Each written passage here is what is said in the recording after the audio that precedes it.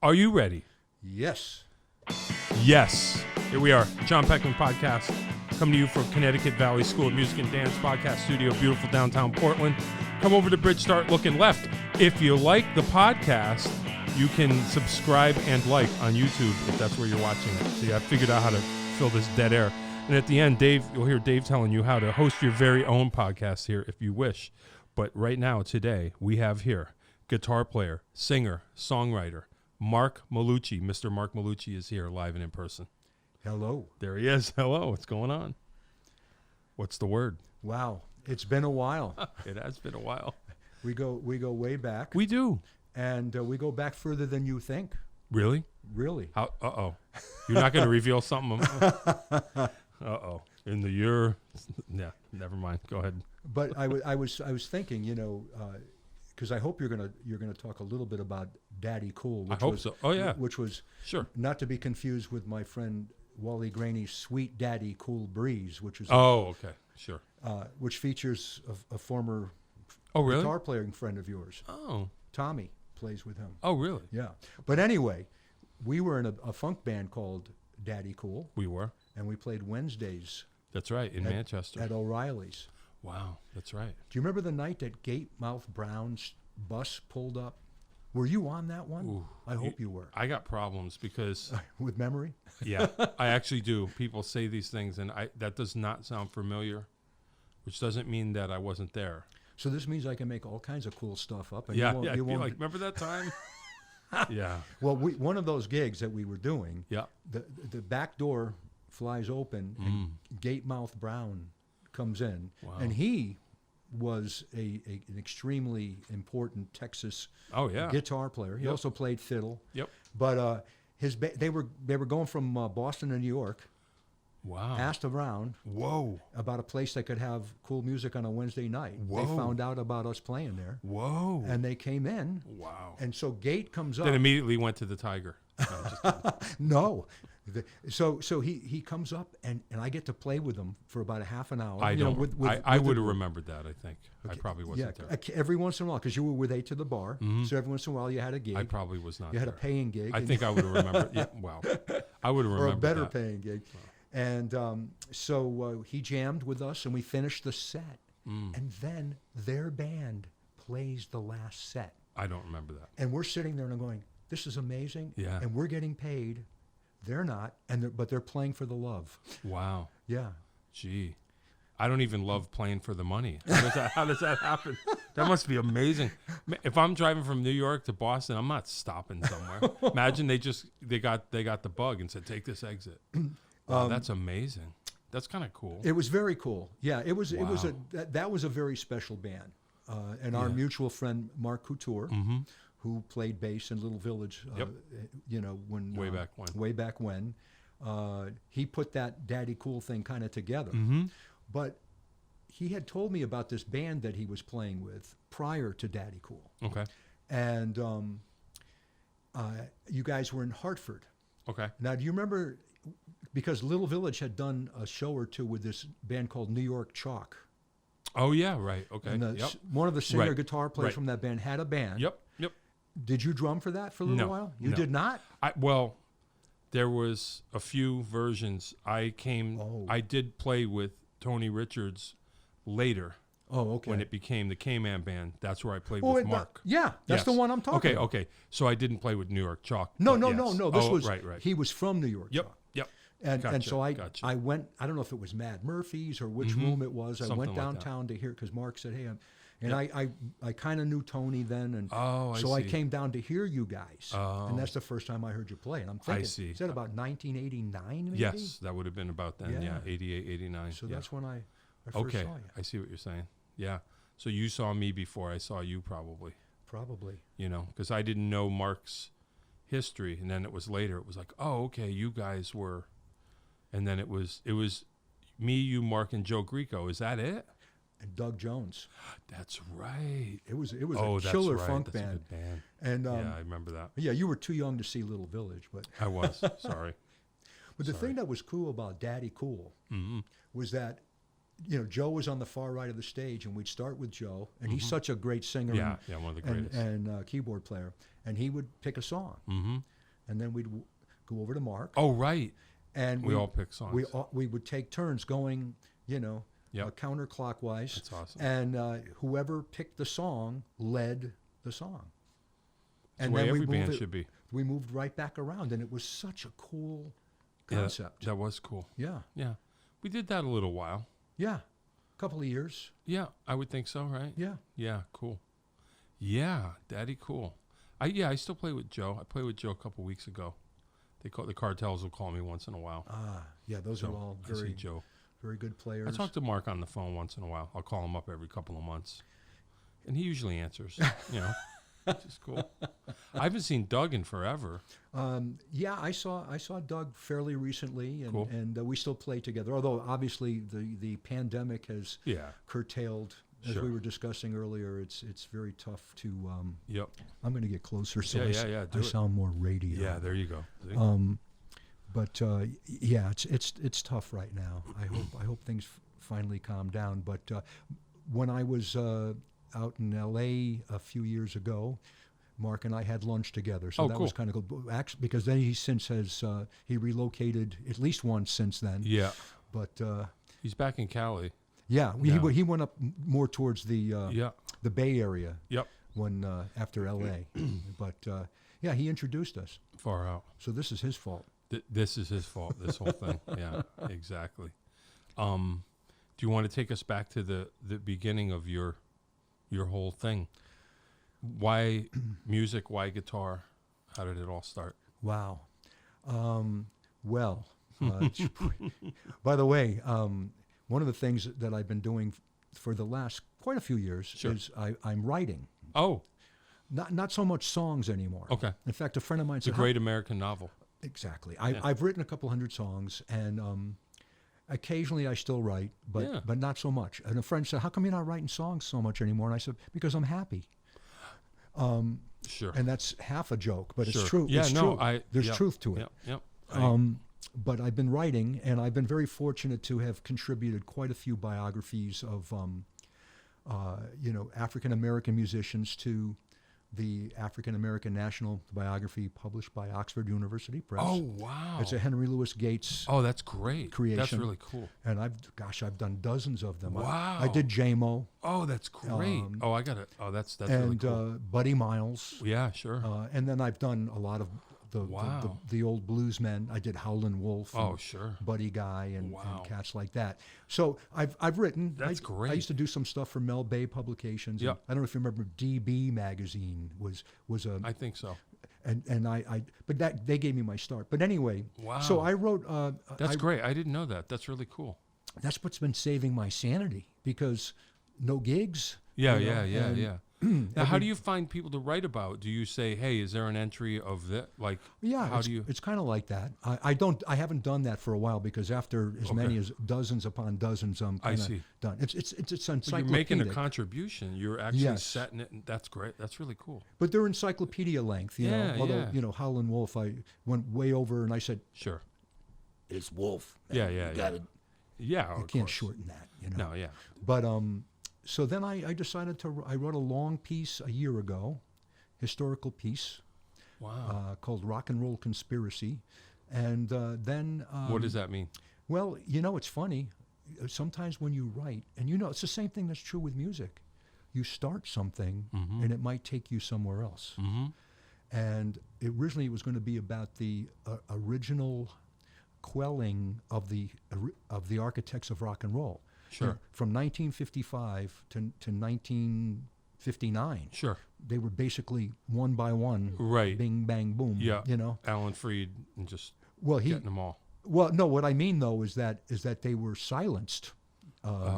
Elvis was unnecessarily drafted into the army. Oh. Chuck Berry was not always a good boy. Sure. And he had to serve time. Sure. Buddy Holly was in the crash. Whoa. Jerry Lee Lewis kind of shot himself in the foot. Whoa. And Little Richard went to the seminary. But you think about these. Wow. And then Eddie Cochran died in 1960. So 1960, we've got a lot of Pat Boone and all the Bobbies, doing. Yeah. It went from pop to pap. But so that's where it was going to be. But then I realized the conspiracy of rock and roll is every generation deserves their music. In fact, if I like a lot of the young people's music today, they're not doing a good job. That's interesting. Yeah, that's funny. That's really interesting. But I did write what I jokingly refer to as my fake novel. Really? And it's autobiographical, but the names have been changed to protect the guilty. Oh boy, I would love to read that. I hope. I'm not in it. I hope.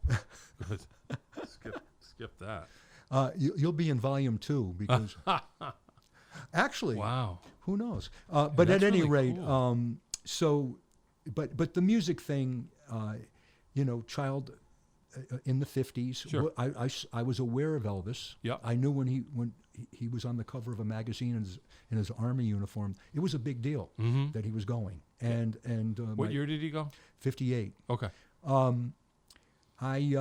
My father was a great harmonica player, but the old school style. He had sold his saxophone when he got married to my mother, and that's kind of what people did back then. If you didn't play professionally, okay, you better sell this thing. I got you. And buy a loaf of bread. Yes. Yeah. Yes. And so, but there was always music in the house. Sure. And if you listened to Top 40 radio back then, in the course of an hour, you heard rock and roll, R&B, jazz, movie themes, country. Yeah. You heard it all. Yeah. And so I always loved music. But 64, I was watching Jack Parr one night, and he plays this clip. He says, "You're not going to believe what's happening in England." Yeah. And he plays a month before Ed Sullivan show. He plays the Four Lads, and I just said, "Wow!" And by the time they were on the Ed Sullivan show, you were ready. I knew what I needed to do: play guitar and join a band, form a band. That's cool. Did you see yourself singing? Yeah. I don't want to give away my whole fake novel, but I had actually performed in school on the harmonica a couple of times, but I made my rock and roll debut at a 8th grade graduation party because I had an older cousin that taught me blue lyrics to What I'd Say by Ray Charles. Yeah, sure. And this Manchester band was playing, and I went up and they're and you started, see the girl all dressed in green. That's all I'm going to say. Right. The family program. Yeah, exactly. And so now I'm trying to think what rhymes with green. Oh, that's terrible. How could you have said such a? No, I don't know. I didn't even come up with it. No, I know you didn't. Yeah. But it was so I sang. Spleen. No, I'm sorry. All right, never mind. It's enough. Something spleen. No, I can't. Yeah, don't. I can't say. All right, we'll move but on. It's actually the word itself that it rhymes with is not a bad word. It's everything leading up to that. It's what leads up to the word. But something anyway, turns green.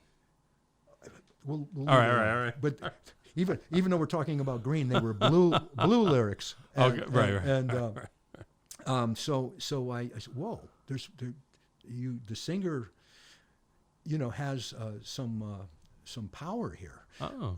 And then I started a band right after that. Wow, cool. Nobody played anything. That was just a technicality. Oh. But we had a band. Right, sure. Yeah, you just got to get it together. Yeah. And then figure out who's who. As time went on, well, I got a guitar that Christmas. I'm sorry, what town, where is this? Well, this is in South Windsor, Connecticut. Okay. Yeah. Okay. A lot of Windsor activity in this podcast. A lot of people. Yeah. Windsor. Or a lot of wind coming from here. That too. But yeah, so I started that band and never looked back, really. Wow. You still hang out with those people? Think about it. Well, sadly, the youngest guy in the group sadly passed on not too long ago. And he was a very close friend of mine, but we had lost touch. Sure. And but the one of the guys I've been staying in touch with. The other one I don't know where, how, or why. But they were the first. They were the first. What were you called? The Big Sound. The Big Sound. Sure. The Big Sound from Windsor. South Windsor. South Windsor. Yeah. And we played, Dickie Robinson sock hops. Okay. And teen centers and such. Nice. Probably like Dave was doing. Yeah, right. Yeah, sure. Remember Windsor music? Oh, Sal? Yeah. Talking about what do you, the Windsor, who? Windsor Music. Windsor Music. In downtown Up Windsor. there. Yeah. Okay. Yeah. Far out. And then when did you become, I guess, a professional? I'm still working on it. Yeah. I'm working on it. That's what I say, yeah. Well, I went to college, and after 5 semesters, I said... After 5? It took you 5 to figure it out? Well, I figured it out in the first 4, but Yeah. I had a humor. No, actually, I had a complete ride. Wow. So I just said, let somebody else come and... Hey, that's cool. Yeah. How'd you manage that? Well, it was based on merit. Oh, okay. And need. You were a good student. Good student and poor. Well, that's cool. Where did you go? UConn. Oh, wow. Okay. Yeah. And met my first year I commuted, but my second year it was an amazing weekend. This weekend,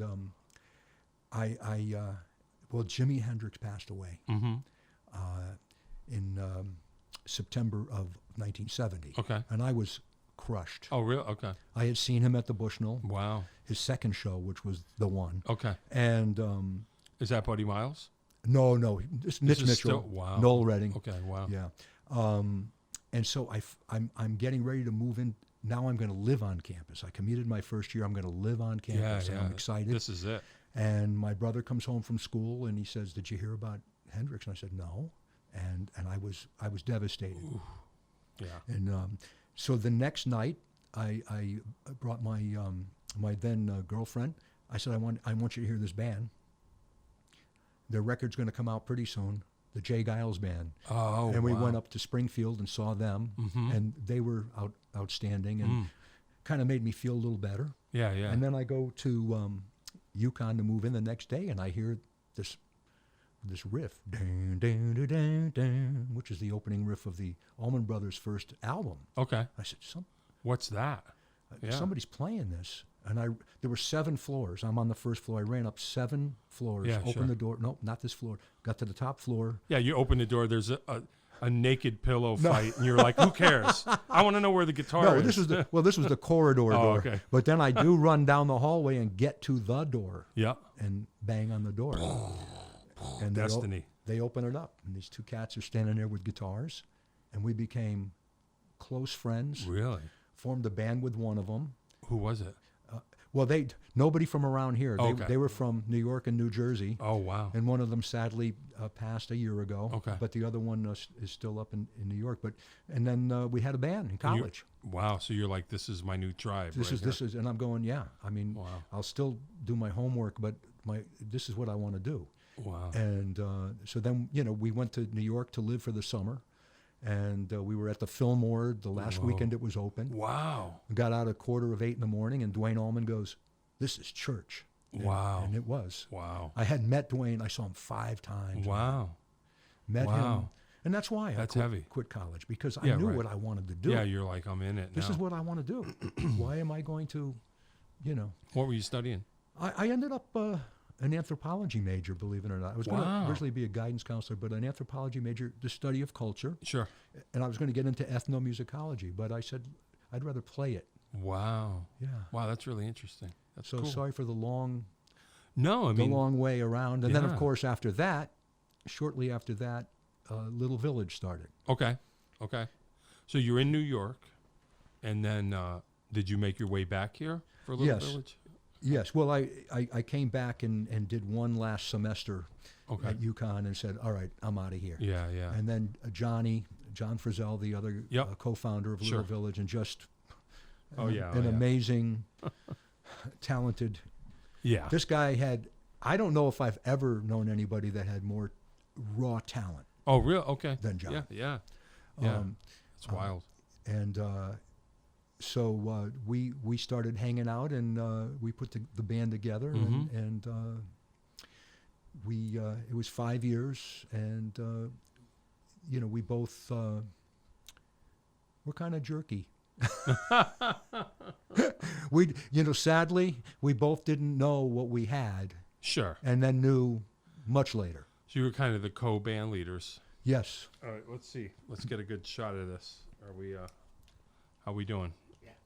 So this is the year 19 when is this? 77. 77. Little Village. This is the album cover. And these here are the folks, right? Mr. Malucci's in there somewhere. With the big big fro. Yeah. Mr. Couture's on the far right. Oh yeah. Johnny's on the far left. Mm-hmm. And then Bernie Palka's in between Mark and myself. Sure. 1977 style. It's kind of wild. So let's see. Quiet Cannon Records. Sounds like Hamden, right? East Hartford. Who knows? Yeah. Where did you do all this? Oh, that was recorded at the Gallery in East Hartford. Oh, okay. Yeah. Wow. And there were some other bands that were on that label. Eyes. Oh, right. Had done a record for them, and sure. It was sad because this is terrible. You have a song called Beaver Fever. Do you want to talk about that? Yeah. You have a song called You Show Me Yours, I'll Show You Mine. Okay. Yes. That's funny. I didn't. That's awesome. awesome. I wrote. You didn't have anything to do with either of those. Well, songs. I did actually. Oh, okay. Not the Show Me Yours. That Mark and Johnny wrote that one. But the Beaver Fever, I brought a song to the group, and it was called Jive Samba. Okay. That was the name of the song. It was an instrumental. It's kind of a neat song, and this disc jockey, who befriended the band, and we were really kind of a pet project. And he has Which is a good thing. He's moved. Or was a very good thing. He moved on. Sadly, gosh, I don't know how many years. It's 9 years ago. It's been already 9 years. His name was Barry Grant. That was his. Okay. That was his disc jockey name. Okay. And he said, "You know what? That's a really cool song, but I think you should change the title of it. Jive Samba. No, call it Beaver Fever." And if a disc jockey's going to name it. Then we said, okay. Yeah, sure. And then we just said, let's just credit it to the group. Right. And that was kind of how that came about. That's but cool. It was a popular song. Yeah. And it was the theme. Brian Battles. Yeah. Disc jockey. Yep. And he used to be the program director for WBAB, which was a big rock station on Long Island. Okay. BAB for Babylon. Oh, okay. And that was their theme for 10 years. Hey, that's cool. Yeah. That's pretty cool. And you weren't even from out that way. Well, they just got around. Because Barry had gone to WPLR in New Haven, he played us all the time. And he was like, I'm taking this song. It went right across the sound. That's great. And that's cool. Yeah, we beat out, that year, Twisted Sister and Good Rats. Whoa. As #1 band on Long Island. Wow. Yeah, we used to play Long Island all the time. Wow. That's awesome. Yeah. Wow. That's cool. I did not know that. So you guys were right in there. It was, and then I remember you commenting years ago, somebody had posted the Subway theme. Yeah. And yeah. Because I took one of my songs, we were approached again. Yeah, right. When you're hungry, make tracks for Subway. Yeah. I remember that. Do you remember that, Dave? Yeah. I do. Yeah. And of course, other artists they had to use that lyric, but they would, do their own music. Right. So I took this. I thought that the song, my own song that I cannibalized for the for the jingle, the name of it was Highway Robbery. Right. I thought it was appropriate. Yeah, sure. But we got. They would say the name of the group, and we got. Great. And we get occasional free sandwich. Sure. So it was okay. Nothing wrong with that. I wonder if can you get away with that now? Just walk into Subway and go, hey. I don't think so. Yeah. Can you imagine? Just don't cash in. They were a Connecticut corporation. They still are, but they only had probably about 10 shops. I remember there was one in Wallingford, in my hometown. That was probably the one as they started spreading out. Yep. Yeah. Now they may be, if they're not, they may be at least the #2 fast food chain in the world. That's a long climb. It is. It's a long climb. Yeah. I remember in Wallingford, they had out on the sidewalk in front of the Subway, they had this like handrail that looked like it was going down into it was like part of their gig. Like it was on the sidewalk. I don't know if I'm describing it, but it was like a handrail that went down that looked like there was like a subway. Yeah, like a subway. Well, that was cool. Funny. Yeah, it was cool. Yeah. I have no regrets. I really don't. It's been quite a journey. You know? Yeah, I bet. So after Little Village. Yeah. And then who knows? Well, after Little Village, I had a very short-lived band called Sparky. Okay. And, I have a couple of pseudonyms. Oh. Okay. In fact, just to make you laugh a little bit, you played on my second album. Okay. My stage name is Mark Nomad. Yep. And that was when I was really focusing on blues, which I still kind of do. Yep. But before Nomad, I formed my nickname while I was in Little Village was Sparky. Oh, okay. And so I formed. Let me guess, John Frizzell named you that. Well, it's a good guess. Actually, it came from a song I wrote. Oh. Sparky had a dream is the first line, and the bass player who Ron then before Mark, very very astute, literate guy. He knew immediately who I was referring to, so he started calling me Sparky, and then John heard it. And when John started calling you something, that's what I mean. That became your name. Yeah, you're name. right. You're absolutely right. So John. Yeah. And so I won't tell you what his name for me was. I can't. You can only imagine. Is it Blue? yeah, it's Blue. Yeah. Right. Yeah, it rhymes with green somehow. I don't know. So Sparky was a short-lived band. Mm-hmm. We started off as a trio. And then we became a quartet. Jimmy Bell joined. Oh. And even then. He just made the list. Yeah. Just like that. That would be an interesting. That would be a good one. Yeah. Yep. His father used to bring him to see Little Village. Oh, wow. When he was underage. Sure. And so we knew of John. Yep. Jimmy, rather. I'm sorry. Yep. And then Jimmy was in a couple of bands, and then I asked him if he would join Sparky because I think we needed to spread out a little bit. Yeah. But it just wasn't meant to be, and so it was a short-lived band. And then I had to get away from bands for a while. Okay. Yeah. Right. After a while. So I started my acoustic solo act. Mm-hmm. And for a couple of years, I did that. Not quite a couple of years. Yep. And in fact, 1979, I used to keep a log of every gig I did. Oh, wow. 1979, I did 256 solo gigs. Whoa. In a month, imagine. Well, that's 5 a week. Yeah, right. Oh, yeah, right? I don't even get... I guess those were the days, right? Yeah. You could actually do that. Wow. I wouldn't want to do that now. No, of course not. But that, you could make a living. Yeah. And it was good. And then after about a year and a half, okay, that's about enough of that. And then I was asked to join Arizona Made Band. Oh, okay. And they were a very good band. I did not know that. Okay. And I joined that band, was in that band for 2.5 years. Wow. That's funny. Yeah. Were you on, I have the HCN Homespun album. Are you on that? Good Time Feeling? The one track? You want to hear something really funny? What? It's funny that that's what I know about Arizona Made Band. Right. When I was a kid, I got Vic Steffens. He was, so I know every song on that album. Doug LaChapelle plays, get him in here. He plays on one day he's like, dude, I played on 4 songs on that album. Yeah. So now I'm realizing as I get older, I know everybody that was ever on that album by now or something. Well, Doug's a great guy, and he and I had that conversation as well. Yeah. And what's funny about that album is that while that they were putting, and I do believe it was WHCN or CCC. It's HCN. It was green. HCN, I remember because I just... Thank you. So while they sponsored it, and while they were putting that together, I had been asked to join Hothead Slater, which was a very good rock and roll band. Sure. And that was Doug's. Doug was playing in the group. Yep. And so I played guitar on It Happened to Me. Oh, now it makes sense.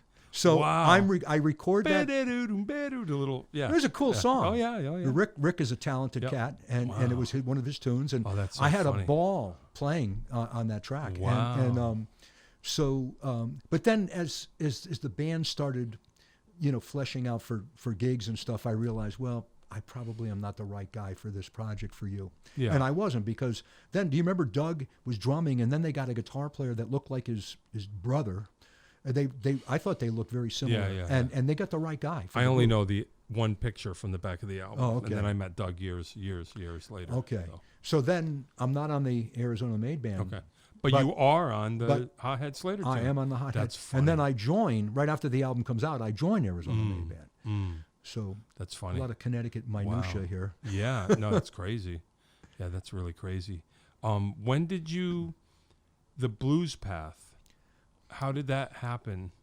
What set you on that path? Okay. More so than, I don't know, Yes. what other people were doing. Well, a lot of people forget that Little Village, the original, we were the original Little Village. Sure. Yep. Not that. The John Hyatt, right? Jim Keltner, which is a great album, but yeah. Yeah, it's funny. I was a big fan of all of those guys. Yeah. But I thought that when they came to, you think about it, John Hyatt, Ry Cooder, Nick Lowe, and Keltner. Jim Keltner, who was John Lennon's second favorite drummer in the world, right? Yeah, sure. So, Jim Keltner's just... He's one of my heroes. One of my top 5 favorite drummers. Me too, yep. And I got to meet him, by the way. Oh, cool. Right. And so, I felt that when they pooled their resources and tried to become a democracy, it just didn't... Interesting. It just didn't really work out. Yeah. Well, I had a dream that I was producing them. Really? And I said, guys, whoever writes the song this was like kind of a daddy cool thing. Whoever writes the song just take the lead. is the boss of that song. Right. And make the other people. And make it sound great. But when you try it, because they were all stars in their own right. Yeah. Yeah. Well, maybe you're right. It only lasted one album, so you're probably right. In a way, it seems like a good idea, and then I like that album enough, but I know. They're all at the top of the game, but I don't Hyatt's Bring the Family, which is where they all met. Oh, I see. It's vastly better. Superior. Okay. I think I'll have to go back and check that out. But at any rate, the original Little Village was our Little Village, right? And I always was a blues fan, but I love all music. I love rock and roll too, of course. But I found the blues in the mid '60s. Was already had a band and loved, of course, the Beatles, the Stones, and all of those great groups. But then I got to hear the Paul Butterfield Blues Band's first record. Yep. With Mike Bloomfield. Okay. I'd never heard music like that. And it's kind of interesting because in the Northeast, we did not get that much blues on the radio. Okay. We're talking 50s, 60s. Okay. You did in the South and the Midwest. Okay. But not in the Northeast. All right. You got rhythm and blues. You got, soul and the precursor, the R&B. But you didn't hear B.B. King on the radio. I see. Or Little Walter. And so I had never heard harmonica playing like that, the amplified harp and Bloomfield. Yeah. So I just said, wow. And so Johnny and I loved the blues. And so I named the band Little Village after a Sonny Boy Williamson song called Little Village. Right, which... You heard that story. Yeah, which we also can't repeat. We can't repeat. Yeah. But I remember when... I had run into Al Anderson one time, and he said, "Where did you get?" Because he was starting to write a little bit. Yeah, right. He was a Nashville writer. He said, "Where'd you get?" He didn't know that. Where'd you get that name anyway? Oh, that's funny. Because you had it first, and I said, "We got it from the same source they got it." That Sonny Boy Williamson song, where he stopped in the middle of a song. Town. It's a small town. It's a small town. And he says a couple of expletives, and that's when you hear that, you go, wow, he's cursing out Leonard Chess. I know, yeah. So Johnny and I said to Johnny, you got to listen to this. Yeah. And I played it for him. He goes, that's got to be the name of the band. Right. So that's how we got the name Little Village. Sure. Now, I call it, looking back on it, half our repertoire was blues. But the other half were my songs. Yeah. And I was writing rock and roll. So we were kind of like, this is even pre-Beaver Fever. Okay. And it was I called it blues punk. Oh.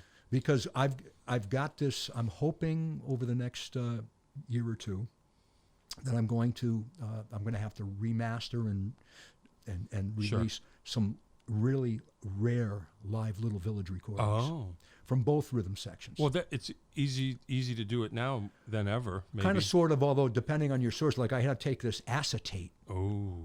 That's 45 years old. Yeah. Ooh. You can only play it so many times. Right. But I'm cleaning it up. Yeah. And we're playing the Crystal Lake Ballroom on July 4, 1973. Wow. And we start off with the song 7 and 7 Is by Love. Did you ever? Yeah. Yep. Arthur Lee was brilliant. Yep. And we go from that. His original version, they go into kind of like almost a sleepwalk song. Mm-hmm. It's completely different tempo, almost a little surfy. Yeah. And I said to John, we're going to do this relentless. It's like a 2-minute song, brutal on a drummer, because you're almost doing a roll through the whole thing. Yeah. And then we're going to go into your blues. Oh, wow.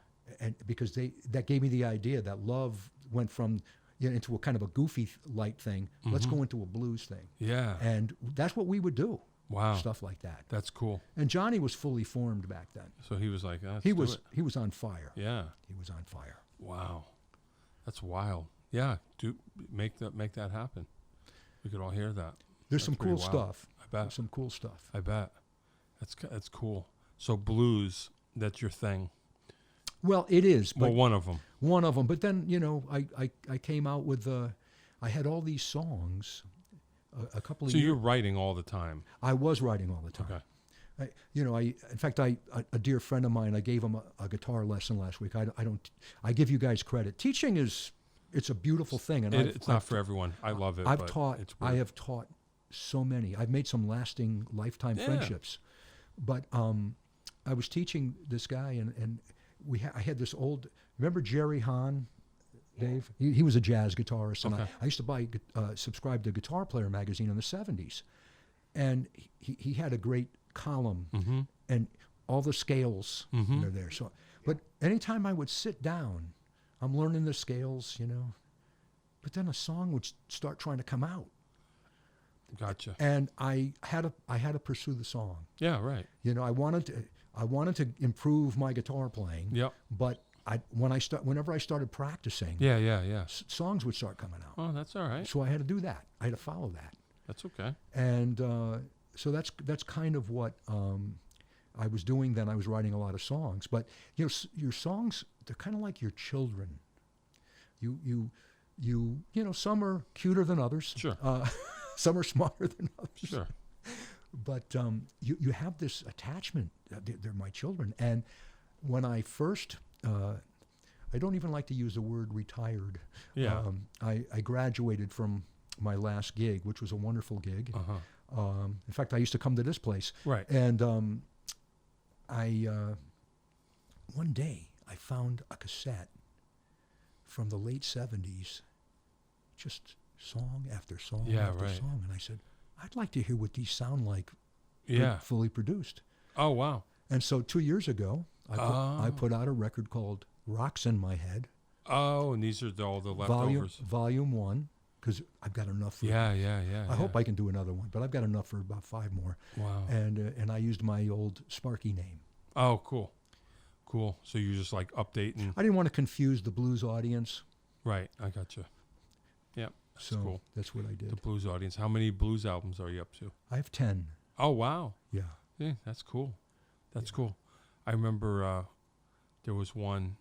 What was the one? I have one. I think it's the first half is just dobro, and the second half is band. I like that. That's a cool one. Yeah. I remember that one. Yeah, that was right. That's true. That was my first one. That was, okay. It was called Nomad's Land. Okay. And because I do both solo acoustic blues and then I do band blues. Yeah. And then the record that you're on, my second one, that's out of print. Okay.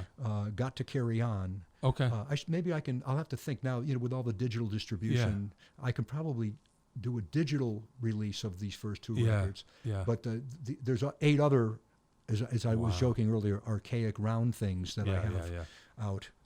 But you're on the second album. And half of that was studio, and half of that was live. Oh, wow! And you're on 2 tracks in the studio. Oh, cool! And I don't. You don't Sorry, remember. Right? Hey, listen. I just. How many gigs have you done since 1990? I don't know. I mean, obviously I remember making music with you. Right.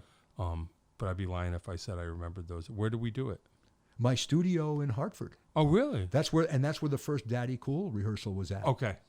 Yeah, you know what? I do remember now when I think about it. Oh, actually, no, I just misspoke. That's where Daddy Cool rehearsed. Was downstairs. Downstairs. But then I moved up to Northampton, Mass. Okay. And I still live in that vicinity now. Right. And you came up there to right. my studio there and played. And I wasn't even miking acoustic drums then. I had the Roland electronic drums. Wow. Because miking was an art. Sure. And now I didn't. Now I mic drums. But back then it was like, we'll use these Roland electronic drums.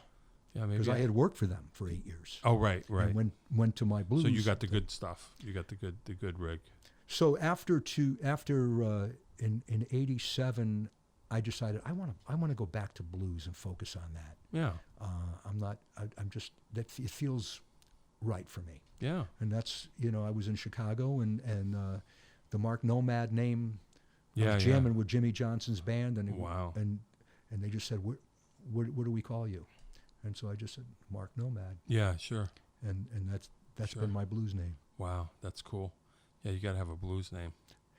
Hey, the best. I would be, Forgetful John or something. You could maybe by the end of your show we'll come up with Muddy Waters, McKinley Morganfield. Sure.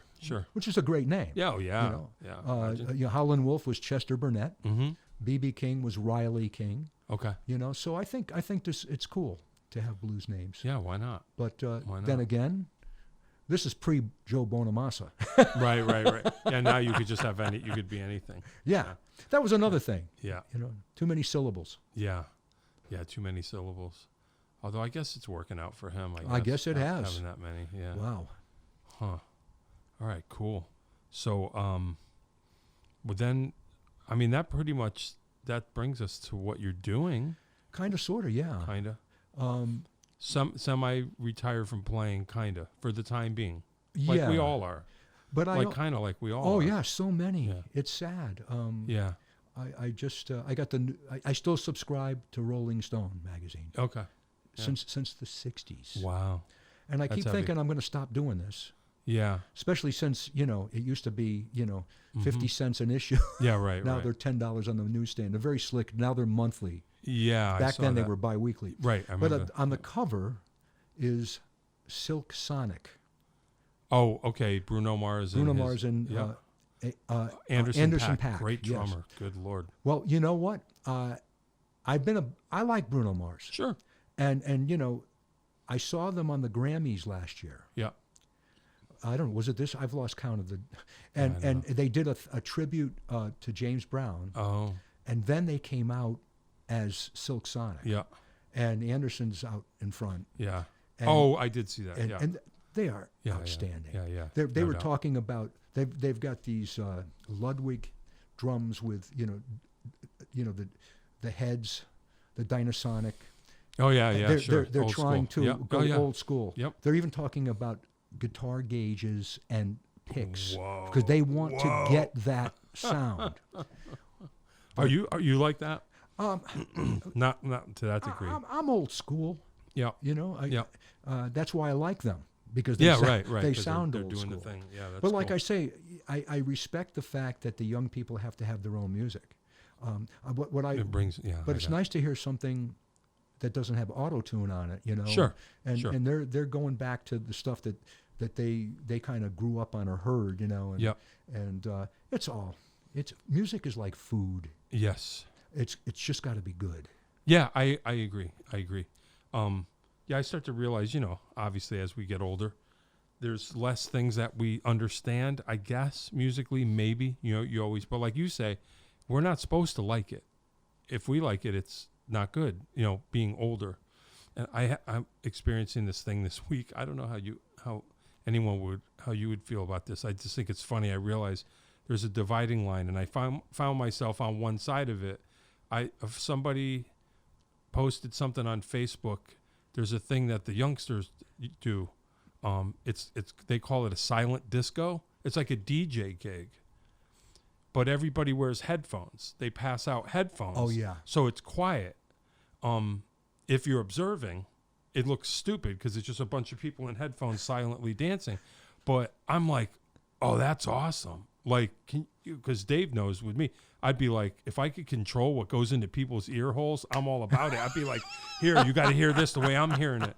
And it was just funny because, you know, somebody posted this on Facebook, and it was just like, kind of like all the older people going, oh, that's stupid. That's the dumbest. And I looked at it and I'm like, that's awesome. Like, I'm like, that's so cool.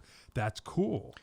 Because I think, like you say, I go, young people somewhere are having the time of their lives now. They're doing it now. As well they should. It might not, as well they should. It might not be what we were doing, but what we were doing wasn't what our parents were doing. So I'm just like, good for you. That looks like fun to me. Absolutely. Yeah. Yeah. You know, we got to do a silent disco. That'll be our new thing. I see Dave's into it. I took guitar lessons for I don't know, about a year and a half at Beller's Music in Manchester. Sure. Yep. And but this is like, you know, around the corner from O'Reilly's. O'Reilly's, that's right. And so you know, about 1966, 65, 66, you got these old, because Ray Beller was a big band clarinetist. Okay. I forget who he played with, but he was he played with a named band. Wow, yeah. Spike could sure, tell me, sure, I'm sure. Sure. And so he had a lot of horn instructors there. Mm-hmm. But these guys, you know, this is the height of British invasion. Yeah, they just must have been like, what is this? Grousing. Garbage. They were not, and I'm sure. thinking these old men. Yeah. Now I am that Me guy. too. Except that I understand that the young people do deserve their music. And you know what? I appreciate that. A young person now, though, if they watch James Brown, you cannot deny the power. Right. No, there's no doubt. Speaking of power, your version of Sex Machine in Daddy Cool was always a highlight of the evening. Whatever you say. You say so. Yeah. Yeah, James Brown. Yeah, man. Yeah. Well, I think I think maybe it's because lately of the availability of everything, kids seem to know everything now more so than they know new music, but they know old music. Like, kids know Led Zeppelin. Kids know everything. Kids know the Beatles still. Yeah. You know, if it's good, they like it. I think they don't attach it to a time like we do. Like, we were like, well, this is that thing and this is that thing. Like, I have, like, Matthew's like this. I have a student, and he just likes like you're saying, he likes it if it's good and has no idea. Like, he collects vinyl, and I go, what'd you get? And he's like, oh, you know, yeah, like I got a Boston record and I got something new, and then I got a Beatle. Like, he doesn't know that these things don't even go together. Just, if he likes it, it's good. Right. And I'm like, that's cool. That's kind of cool. You know? You know, growing up in an Italian family, as Stanley Tucci, he's got this show now touring Italy, and he always begins the show saying, I'm Italian on both sides. He wants, because he tours Italy, all the provinces of Italy. Oh, I see. And they see the food being made. Yeah. And so, you know, I'm on both sides. So food was just a little too important growing up. I mean, and still is, actually. Yeah, sure. It's ridiculous. Yeah, my mom's Italian. So. But you know what? I knew there was something about you I liked. Yeah, see? Yeah. See, I never knew that. Northern Italian. Okay, yeah, still. Yeah, sure. Okay. Yeah. That's what this is but all about. That's what this hair is. Yeah, the curly hair. Yep. Oh, yeah, mine has lightened up and straightened out a little bit, but you know, you don't want to eat the same thing 3 times a day, right? Do you? Right. No. I mean, I love pasta. I love pizza. Yeah. I don't want it for breakfast, although there was that time years ago, cold pizza in the morning. But yeah. No, you know. But no, I and the days, because when you wake up, you want, you know, you got to start the day. Yeah. And then you gear up to. Yeah.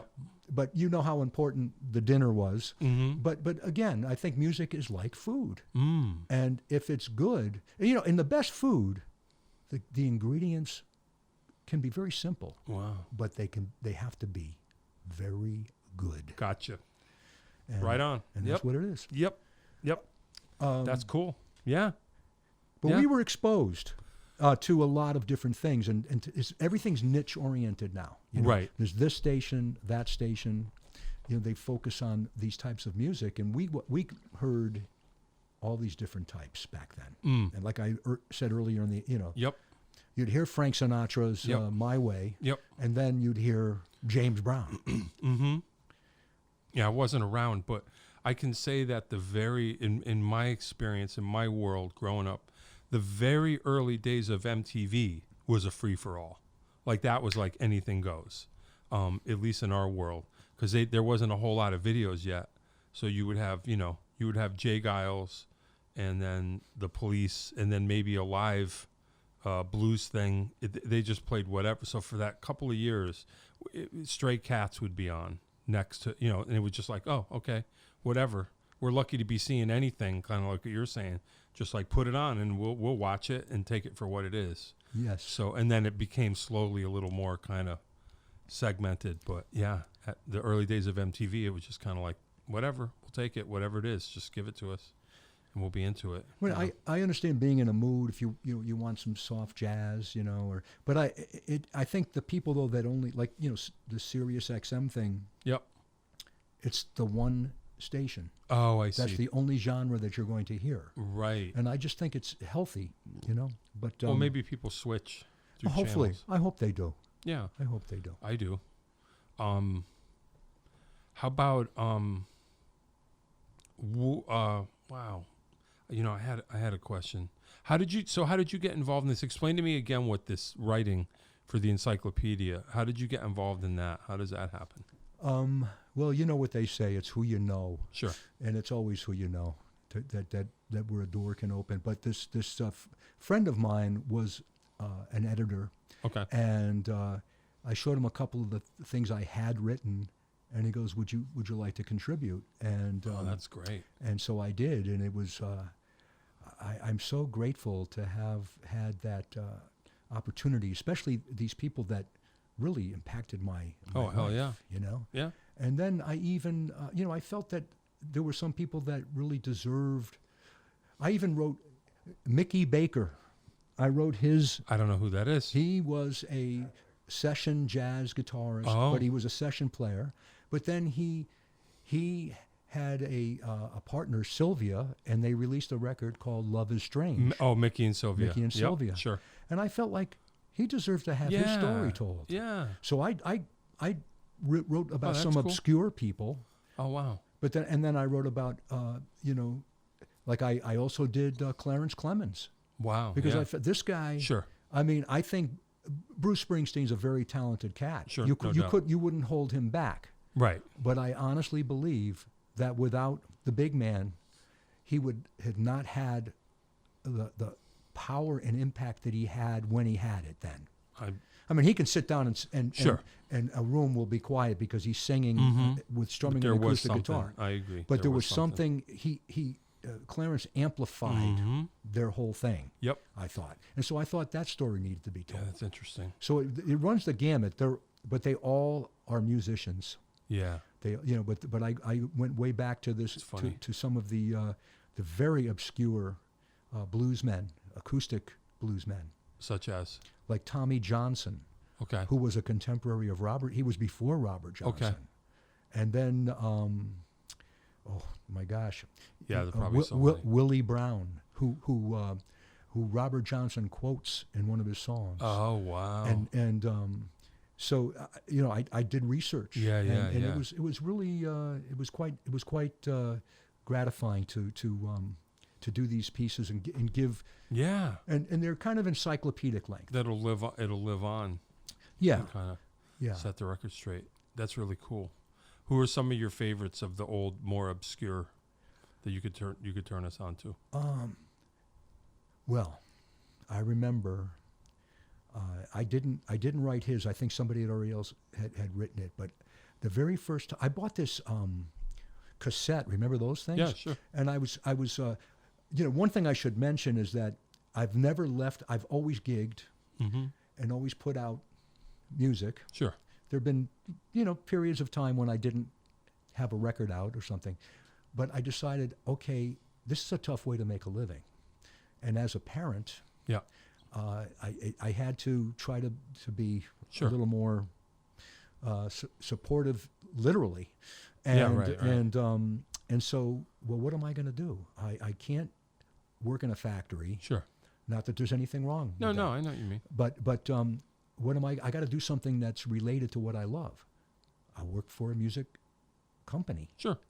And so I worked for a couple of very big music companies. Yep. And one was the aforementioned Roland. Yep. And it's interesting that when I met my then boss, his nephew was Jimmy Bell. Oh, see. And so that was interesting. That 6 degrees of separation. And then of course I worked for Yamaha for many years. Great company. Yep. And but while I was doing those things, I always I don't know how I did what I did, in fact, because I was always on the road, overnights and such. Yeah. I often would play where I was, and then I had weekend gigs. Yep. And I'm writing and putting out records. Wow. And it was kind of crazy. Yeah, that is crazy. I've slowed down. Yeah, that's a all little right. bit. Oh, it's all right. I mean, you deserve to at this point. But we all do. I mentioned that because one day I'm driving, and I used to listen a little more to music then. I bought this thing called Bottles, Knives, and Steel. And it was a slide guitar compilation. Yeah, sure. And there were all these blues players. Yeah. And I had been playing slide guitar for years. Yeah. I mean, watching Duane Allman as close as I did for as many times as I did really helped. Right. And so I'm driving, and this song comes on. I had to pull the car over to the side of the road. A guy named Blind Willie Johnson. Okay. He wasn't technically even a bluesman.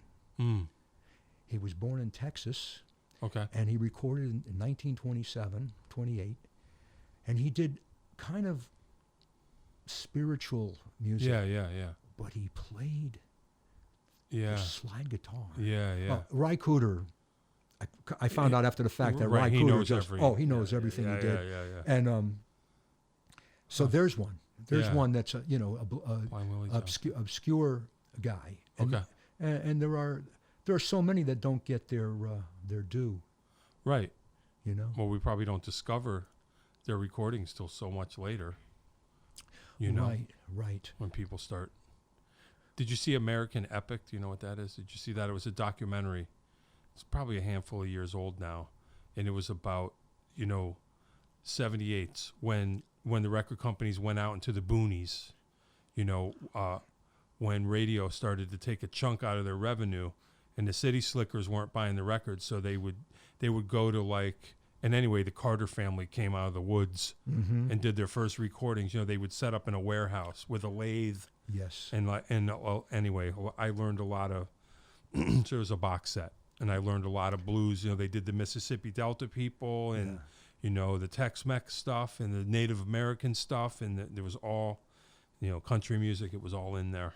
Well, I heard a lot of Delta blues that I didn't. I'm not anywhere near a maven, but that was my big intake. Was like, oh, okay, this guy, that guy, this guy, that guy. But right. Yeah, Robert Johnson recorded in Texas, and similarly, but he would go into a corner. He would face the corner. Right. Corner loading. Yeah. Ry Cooder's talked about that too. Yeah. He knew that the sound would bounce back. Imagine that. And did you ever do that? I tried it. Didn't work. Well, we've got technology. Yeah. You need that corner. Yeah, just the corner button. patch. Yeah. But Muddy Waters had recorded when one of the oh my God, who was the family? It'll come to me. When you age and you try to grab the famous musicologist that did a lot of this recording. Oh, the Lomax? The Lomaxes, okay. Yeah. And so Muddy Waters recorded right. Early in about 1943. Leadbelly too and stuff. Yeah. And then Muddy moved to Chicago, and he electrified. He was playing. If you listen to his Library of Congress recordings, he's aping Robert Johnson. He's trying to sound just like Robert Johnson, and he's doing a good job. Sure. And he was into Son House as well. Yep. He went to Chicago and had the brilliant idea to plug in. Yeah. And you think of the tones, man, and these amps were not wild. that powerful. So Yeah. the guitars would just crank them. Yeah, And they got that natural tube distortion. Imagine that. They invented a whole new music form. Yeah, and some crazy. of them really had an acoustic thing going and then went to Chicago and electrified it. And getting back to Little Village, Crazy. We had a chance to really open for so many people. Yeah, right. And I jokingly refer to myself as king of the openers. King of the openers. But when you can sit and talk to Muddy Waters, I can't even. Yeah, that must be. and That's find crazy. out, Ridiculous. on his rider, Jeez. champagne and chicken livers. That's right. Do you have an album called that? You must by now. Well, and then he also. So I said to Muddy, I said, "Hey, Muddy, how come you never play Can't Be Satisfied?" And he, I got the arthritis, and within a year later, Hard Again comes out that Johnny Winter produced, right?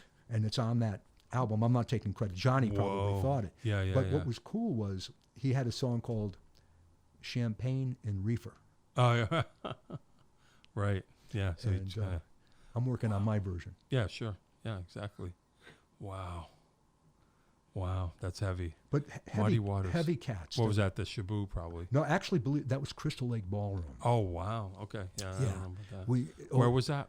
It was in Ellington, Connecticut. Yeah, that's before my time. It was. It Wow. went back to the big band era. They used to okay. but then for a while, this guy named Jack Mack was promoting great shows there. Jack Mack and the Heart Attack. No, a that different they thing. came later. Okay. All right. Yeah, it's not the same guy. Okay. And Jack took me aside when, because he says, I only know one other guy that's playing slide. This is in wow. 73. This guy I had him up. He's from Delaware. His name is George Thorogood. I said, okay. I didn't know who he was then. Yeah. But we also opened for Bo Diddley there. Wow. And got to back him up. Roy Buchanan. Yeah, sure. And the list goes on and on. Wow. That's crazy. So many heavy people. Yeah. It doesn't get any heavier than that. It was, Muddy Waters, that's pretty much. Oh, yeah. That's it. Yeah. Yeah, that's heavy. That's heavy. Right, we got to think about flying because I don't want to run out again because we get Boy, you got what me happens going. around here. I know. I'm sorry. Well, no, don't be. What are you sorry for? What else are we? This is what we do. I mean, we got to do this again because I feel like that we didn't. It's been over an hour, but I don't even feel like we got anything. We got to get. All right, you got to come back. But we did touch upon a lot. Yeah. Oh, yeah. Including your version of Sex Machine. Yeah, whatever. Yeah. All right. So, probably impossible.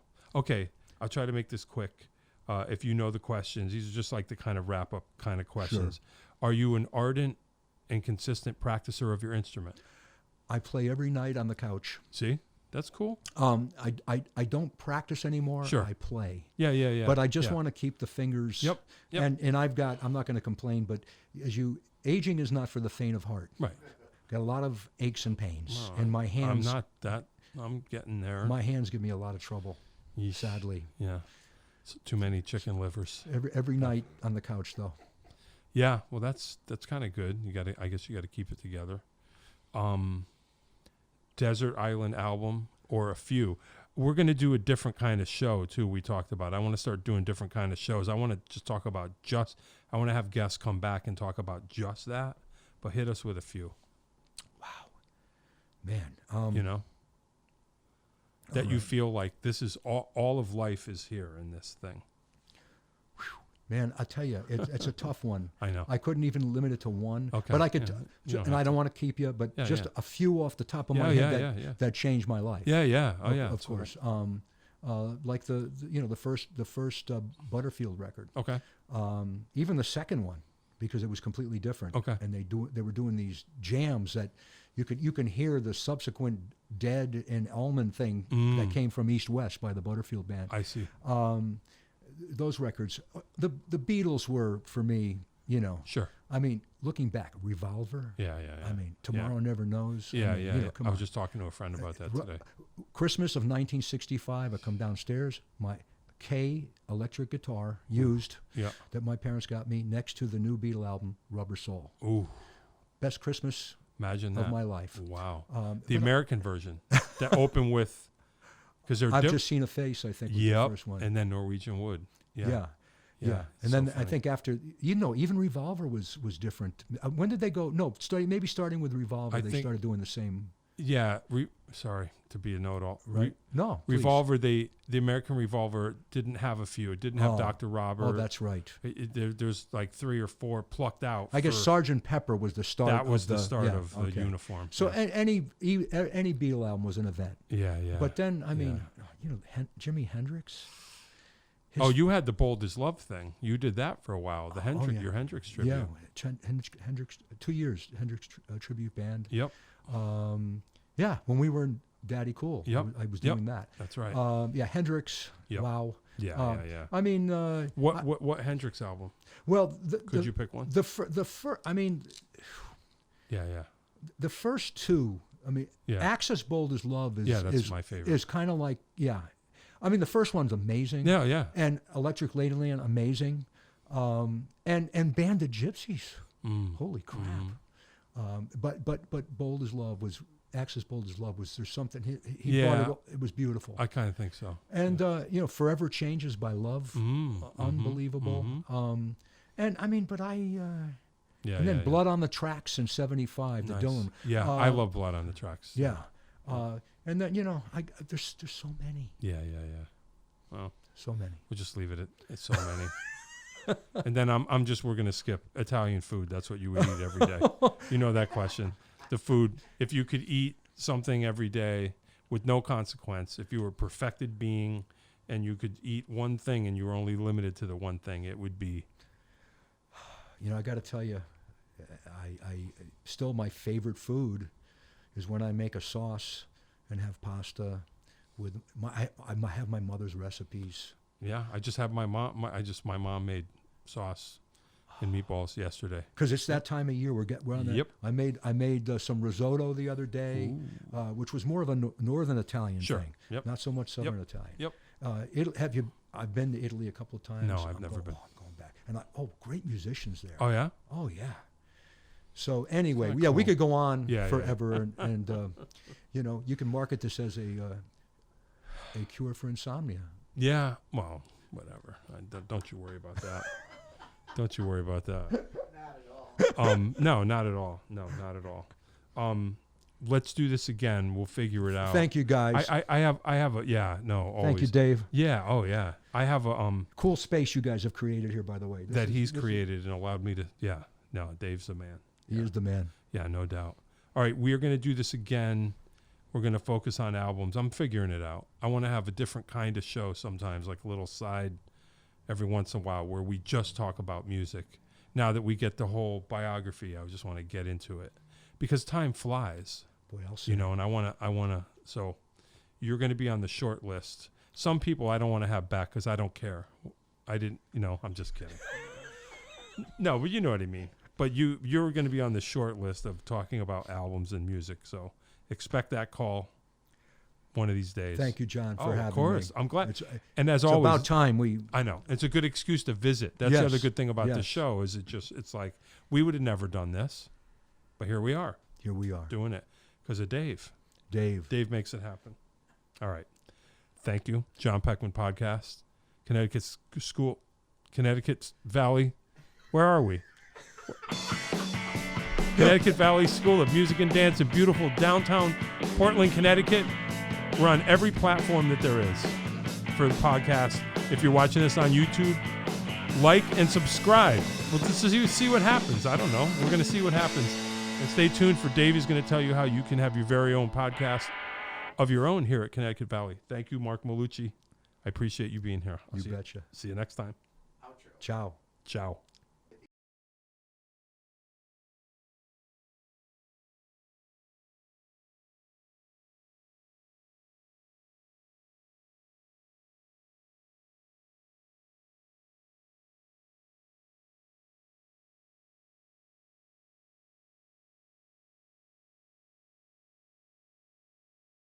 If you'd like to start your own podcast, give us a call at Connecticut Valley School of Music and Dance.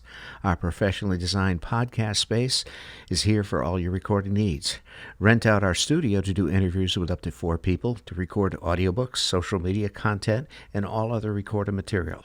Our rentals include a private studio along with our professional-grade podcasting equipment, and we can customize your output to whatever your needs are. We also have green screen capabilities, which will expand to video capability if you so wish. So check us out here at convalley.net/podcast.